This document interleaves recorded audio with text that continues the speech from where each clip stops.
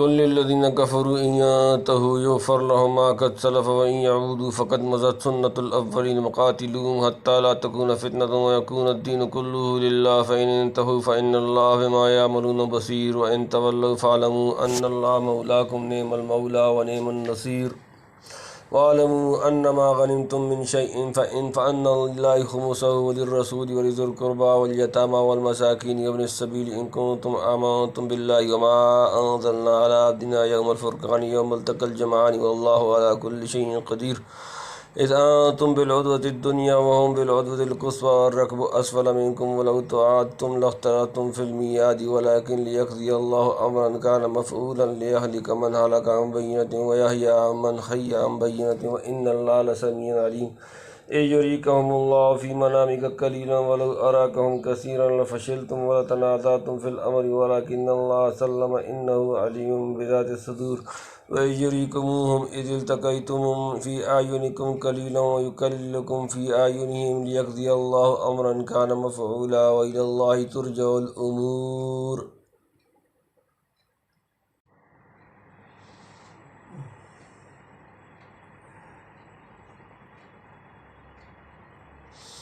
قل للذین کفروا ان ينتهوا یغفر لهم ما قد سلف وان يعودوا فقد مضت سنة الاولین. قل کہہ دیں للذین ان سے جو کفروا انہوں نے کفر کیا کافرین اگر ینتہوا وہ باز آ جائیں یغفر معاف کر دیا جائے لهم انہیں جو ما جو قد سلف گزر چکا و ان اور اگر یعودوا پھر وہی کریں فقط تو تحقیق مضت گزر چکی ہے سنت الرسل الاولین پہلے لوگ. تو کہہ دے کافروں کو کہ اگر وہ بعد آ جائیں تو معاف ہو ان کو جو کچھ ہو چکا اور اگر پھر بھی وہی کریں گے تو پڑ چکی ہے راہ اگلوں کی. یعنی اگر اب بھی کفر و طغیان اور دعوت اسلام سے باز آ جائیں اور پیغمبر صلی اللہ علیہ وسلم کی حلقہ بغوشی اختیار کر لیں تو پہلی حالت کفر میں جو گناہ کر چکے وہ سب معاف کر دیے جائیں گے. الاسلام یہدم ما کان قبلہ حقوق العباد معاف نہ ہوں گے ان کا مسئلہ علیحدہ ہے. یعنی جس طرح اگلے لوگ پیغمبروں کی تکذیب و دعوت سے تباہ ہوئے ان پر بھی تباہی آئے گی. یا یہ مطلب ہے کہ جیسے بدر میں ان کے بھائی بندوں کو سزا دی گئی انہیں بھی سزا دی جائے گی. وقاتلوهم حتى لا تكون فتنة ويكون الدين كله لله فإن انتهوا فإن الله بما يعملون بصير. وقاتلوهم اور ان سے جنگ کرو حتیٰ یہاں تک کہ لا تكون نہ رہے فتنة کوئی فتنہ ويكون اور ہو جائے الدین دین كله سب للہ اللہ کا. فإن پھر اگر انتہوا وہ بعد آ جائیں فإن تو بے شک اللہ بما جو یعلمون وہ کرتے ہیں بصیر دیکھنے والا. اور لڑتے رہو ان سے یہاں تک کہ نہ رہے فساد اور ہو جائے حکم سب اللہ کا. پھر اگر وہ بعد آ جائیں تو اللہ ان کے حکم کو دیکھتا ہے. یعنی کافروں کا زور نہ رہے کہ ایمان سے روک سکیں یا مذہب حق کو موت کی ان کی دے سکیں. جیسا کہ تاریخ شاہد ہے کہ جب کبھی کفار کو غلبہ ہوا مسلمانوں کا ایمان اور مذہب خطرے میں پڑ گیا. اسپین کی مثال دنیا کے سامنے ہے کہ کس طرح قوت اور موقع ہاتھ آنے پر مسلمانوں کو تباہ کیا گیا یا مرتد بنایا گیا. بہرحال جہاد و قتال کا اولین مقصد یہ ہے کہ اہل اسلام معمول مطمئن ہو کر خدا کی عبادت کر سکیں اور دولت ایمان و توحید کفار کے ہاتھوں سے محفوظ ہو. چنانچہ فتنہ کی یہی تفسیر ابن عمر وغیرہ صحابہ رضی اللہ سے کتب و حدیث میں منقول ہے. یہ جہاد کا آخری مقصد ہے. کفر کی شوکت نہ رہے حکم اکیلے خدا کا چلے دین حق سب ادیان پر غالب آ جائے. لیظہرہ علی الدین کلہ. سورۃ نمبر 9 سورۃ توبہ آیت نمبر 33. اور دوسرے باطل ادیان کی موجودگی میں جیسے خلفائے راشدین وغیرہ کے عہد میں ہوا یہ سب باطل مذاہب کو ختم کر کے جیسے نزول مسیح کے وقت ہوگا. بہرحال یہ آیت اس کے واضح دلیل ہے کہ جہاد و قتال خواہ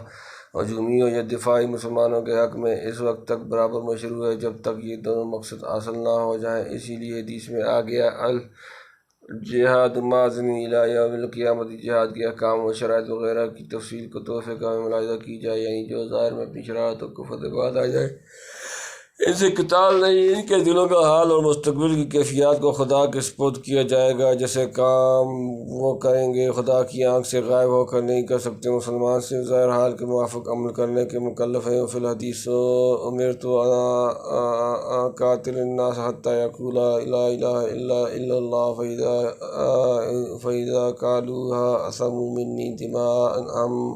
دماءهم واموالهم الا بحقها وحسابهم على الله عز وجل وَإِن تَوَلَّوْا فَاعْلَمُوا أَنَّ اللَّهَ مَوْلَاكُمْ نِعْمَ الْمَوْلَى وَنِعْمَ النَّصِيرُ وَإِن اور اگر تولوا وہ منہ موڑ لیں فَاعْلَمُوا تو جان لو انا کہ اللہ مولا کو تمہارا ساتھی، نعمہ خوب المولا ساتھی، و نعمہ اور خوب النصیر مددگار، اور اگر وہ نہ مانے تو جان لو کہ اللہ تمہارا حمایتی ہے، کیا خوب حمایتی ہے اور کیا خوب مددگار ہے۔ یعنی مسلمانوں کو چاہیے کہ خدا کی مدد اور حمایت پر بھروسہ کر کے جہاد کریں، کفار کی کثرت اور ساز و سامان سے محروم نہ ہوں، جیسے جنگ بدر میں دیکھ چکے کہ خدا نے مسلمانوں کی کیا خوب امداد و حمایت کی۔ وَاعْلَمُوا أَنَّمَا غَنِمْتُم مِّن شَيْءٍ فَأَنَّ لِلَّهِ خُمُسَهُ وَلِلرَّسُولِ وَلِذِي الْقُرْبَىٰ وَالْيَتَامَىٰ وَالْمَسَاكِينِ وَابْنِ السَّبِيلِ إِن كُنتُمْ آمَنتُم بِاللَّهِ وَمَا أَنزَلْنَا عَلَىٰ عَبْدِنَا يَوْمَ الْفُرْقَانِ يَوْمَ الْتَقَى الْجَمْعَانِ وَاللَّهُ عَلَىٰ كُلِّ شَيْءٍ قَدِيرٌ۔ وَاعْلَمُوا تم جان لو انما جو کچھ غنیمتم تم غنیمت لو من سے شیء کسی چیز، فَأَنَّ سو للہ اللہ کے واسطے، خمسہ اس کا پانچواں حصہ، وَلِلرَّسُولِ اور رسول کے لیے،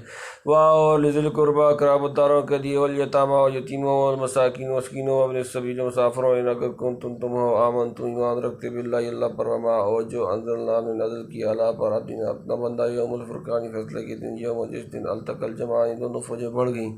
واللہ اور اللہ پر کل شیء ہر چیز قدیر قدرت والا ہے۔ اور جان رکھو کہ جو کچھ تم کو غنیمت ملے کسی چیز سے سو اللہ کے واسطے ہے، اس میں سے پانچواں حصہ اور رسول کے واسطے اور اس کی قرابت والوں کے واسطے، یتیموں محتاجوں مسافروں کے واسطے، اگر تم کو یقین ہے اللہ پر اور اس چیز پر جو ہم نے اتاری اپنے بندے پر فیصلے کے دن، جس دن بڑھ گئیں دونوں فوجیں، اور اللہ ہر چیز پر قادر ہے۔ آغاز سورت میں فرمایا تھا کل الانفال للہ رسول، سورةالانفال آیت نمبر 2، یہاں اس کے قدر تفصیل بیان فرمائی ہے کہ جو غنیمت کافروں سے لڑ کر ہاتھ آئے، اس میں پانچواں حصہ خدا کی نیاز ہے، جسے خدا کی نیابت کے طور پر پیغمبر اسلام وصول کر کے 5 جگہ خرچ کر سکتے ہیں، اپنی ذات پر، اپنے ان قرابت داروں پر، بنی ہاشم و بنی مطلب پر، جنہوں نے قدیم سے خدا کے کام میں آپ کی نصرت و امداد کی اور اسلام کی خاطر یہ محض قرابت کی وجہ سے آپ کا ساتھ دیا، اور مد زکوٰۃ وغیرہ سے لینا ان کے لیے حرام ہوا۔ یتیموں پر، حاجت مند مسلمانوں پر، مسافروں پر، یتیموں پر، حاجت مند مسلمانوں پر، مسافروں پر، پھر غنیمت میں جو 4 حصے باقی رہے وہ لشکر پر تقسیم کیے جائیں، سوار کو 2 حصے اور پیدل کو 1۔ حضور صلی اللہ علیہ وسلم کی وفات کے بعد خمس کے 5 مسائل میں سے حنفیہ کے نزدیک سے 3 اخیر کے باقی رہ گئے، کیونکہ حضور صلی اللہ علیہ وسلم کی رحلت کے بعد حضور صلی اللہ علیہ وسلم کی ذات کا خرچ نہیں رہا، اور نہ اہل قرابت کا وہ حصہ رہا جو ان کو حضور صلی اللہ علیہ وسلم کی نسل قدیمہ کے بنا پر ملتا تھا۔ البتہ مساکین اور حاجت مندوں کا جو حصہ ہے، اس میں حضور صلی اللہ علیہ وسلم کے قرابت دار مساکین اور اہل حاجت کو مقدم رکھا جانا چاہیے۔ بعض علماء کے نزدیک حضور صلی اللہ علیہ وسلم کے بعد امیر المومنین کو اپنے مصارف کے لیے خمس ملنا چاہیے، واللہ اعلم۔ بعض روایت میں ہے کہ جب غنیمت میں سے خمس اللہ کا نام کا 5واں حصہ نکالا جاتا تھا تو نبی کریم صلی اللہ علیہ وسلم اول اس کا کچھ حصہ بیت اللہ کعبہ کے لیے نکالتے تھے۔ بعض فقہاء نے لکھا ہے کہ جہاں سے کعبہ بعید ہے وہاں مساجد کے لیے نکالنا چاہیے۔ فیصلہ کے دن اس سے مراد یوم بدر ہے، جس میں حق و باطل کی کشمکش کا کھلا ہوا فیصلہ ہوگا۔ اس دن حق تعالیٰ نے اپنے کامل ترین بندے پر فتح و نصرت اتاری، فرشتوں کی امدادی کمک بھیجی اور سکون و اطمینان کی کیفیت نازل فرمائی، تو جو لوگ خدا پر اور اس کی تائید غیبی پر ایمان رکھتے ہیں، ان کو غنیمت میں سے خدا کے نام کا 5واں حصہ نکالنا بھاری نہیں ہو سکتا، جیسے اس دن تم کو مظفر منصور کیا، وہ قادر ہے کہ آئندہ بھی تم کو غلبہ اور فتوحات عنایت فرمائے۔ إِذْ أَنتُم بِالْعُدْوَةِ الدُّنْيَا وَهُمْ بِالْعُدْوَةِ الْقُصْوَىٰ وَالرَّكْبُ أَسْفَلَ مِنكُمْ وَلَوْ اتَّبَعْتُمُ لَاخْتَلَفْتُمْ فِي الْمِيعَادِ وَلَٰكِنَّ لِيَقْضِيَ اللَّهُ أَمْرًا كَانَ مَفْعُولًا لِيَهْلِكَ مَنْ هَلَكَ عَن بَيِّنَةٍ وَيَحْيَىٰ مَنْ حَيَّ عَن بَيِّنَةٍ وَإِنَّ اللَّهَ لَسَمِيعٌ عَلِيمٌ۔ إِذْ جب أَنتُم تم بِالْعُدْوَةِ کنارے پر دنیا ادھر والا، وہم اور وہ بِالْعُدْوَةِ کنارے پر، الْقُصْوَىٰ پرلا، وَالرَّكْبُ اور قافلہ أَسْفَلَ نیچے مِنکم تم سے، وَلَوْ اور اگر تم باہم وعدہ کرتے، لاختلفتم البتہ تم اختلاف کرتے، فی المیعاد وعدہ میں، ولیکن لیقضی تاکہ پورا کر دے اللہ امرن جو کام کانا تھا مفعول ہو کر رہنے والا، لیہلک تاکہ ہلاک ہو من جو ہلاک ہو، ان سے بینت دلیل، و یحییٰ ہو زندہ رہ من جس حی زندہ رہنا، ان سے بینت دلیل، و ان اور بے شک اللہ لسمیع سننے والا، علیم جاننے والا۔ جس وقت تم تھے در پرلے کنارے پر اور قافلے نیچے اتر گیا تھا تم سے، اور اگر تم آپس میں وعدہ کرتے تم نہ پہنچتے وعدے پر ایک ساتھ، لیکن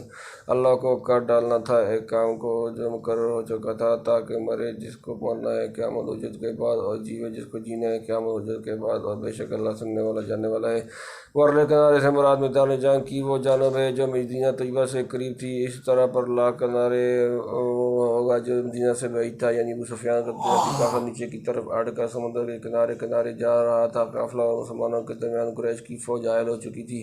یعنی اگر فریقین پہلے سے لڑائی کا کوئی وقت ٹھہرا کر جانا چاہتے تو ممکن تھا۔ اس میں اختلاف ہوتا یا وعدہ کے وقت پہنچنے میں ایک فریق پس رخ پیش کرتا، کیونکہ ادھر مسلمان کفار کی تعداد اور ظاہری ساز و سامان سے خائف تھے، ادھر کفار مسلمانوں کی حقانیت، خدا پرستی اور بزدلی سے محروم رہتے تھے۔ دونوں کو جنگ کی ذمہ داری لینے یا شرکت کرنے میں تردد اور تکرار ہو سکتا تھا، یعنی قریش اپنے قافلے کی مدد کو آئے تھے اور تم قافلے پر حملہ کرنے کو، قافلہ بچ گیا اور دو فوجیں ایک میدان کے دو کناروں پر آ پڑیں، ایک کو دوسرے کی خبر نہیں۔ یہ تدبیر اللہ کی تھی، اگر تم قصدن چاہتے تو ایسا بر وقت نہ پہنچتے۔ اور اس واقعے کے بعد کافروں پر صدق پیغمبر کھل گیا،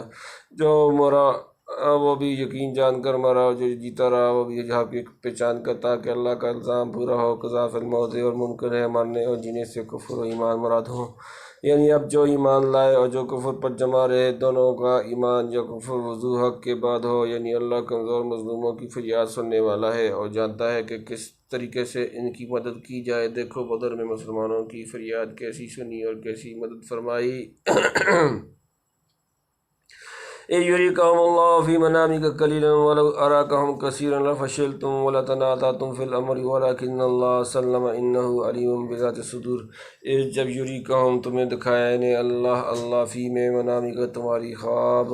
قلیلا تھوڑا، ولو اور اگر اراکہم تمہیں دکھاتا انہیں کثیرا بہت زیادہ، لفشلتم تو تم بزدلی کرتے، ولتنازعتم تم جھگڑتے، فی الامر معاملے میں، ولیکن اور لیکن اللہ سلم بچا لیا، انہوں بے شک وہ علیم جاننے والا، بذات الصدور دلوں کی بات۔ جب اللہ نے وہ کافر دکھلائے تجھ کو تیری خواب میں تھوڑے، اور اگر تجھ کو بہت دکھلا دیتا تو تم لوگ نامردی کرتے اور جھگڑا ڈالتے کام میں، لیکن اللہ نے بچا لیا۔ اس کو خوب معلوم ہے جو بات ہے دلوں میں، یعنی مسلمانوں کو چاہیے کہ خدا کی مدد اور حمایت پر بھروسہ کر کے جہاد کریں، کفار کی کثرت اور ساز و سامان سے مرعوب نہ ہوں، جیسا جنگ بدر میں دیکھ چکے کہ خدا نے مسلمانوں کی کیا خوب امداد اور حمایت کی، یعنی انہیں زیادہ سمجھ کر کوئی لڑنے کی ہمت نہ کرتا، اس طرح اختلاف ہو کر کام میں کھنڈت پڑ جاتی۔ لیکن خدا نے پیغمبر صلی اللہ علیہ وسلم کو خواب میں تھوڑی تعداد دکھلا کر اس بزدلی اور نزاع بہمی سے تم کو بچا لیا۔ وہ خوب جانتا ہے کہ کس چیز سے دلوں میں ہمت و شجاعت پیدا ہوتی ہے اور کس بات سے جبن و نامردی۔ وَإِذْ يُرِيكُمُوهُمْ إِذِ الْتَقَيْتُمْ فِي أَعْيُنِكُمْ قَلِيلًا وَيُقَلِّلُكُمْ فِي أَعْيُنِهِمْ لِيَقْضِيَ اللَّهُ أَمْرًا كَانَ مَفْعُولًا وَإِلَى اللَّهِ تُرْجَعُ الْأُمُورُ۔ اور جب يُرِيكُمُوهُمْ وہ تمہیں دکھلا دے، جب تم التقیتم تم آمنے سامنے ہوئے، فی میں أعْيُنِكُمْ تمہاری آنکھیں، قلیلاً تھوڑا، وَيُقَلِّلُكُمْ تھوڑی دکھلائے تم، فی میں أعْيُنِهِمْ ان کی آنکھیں، لِيَقْضِيَ اللہ تاکہ پورا کر دے اللہ أَمْرًا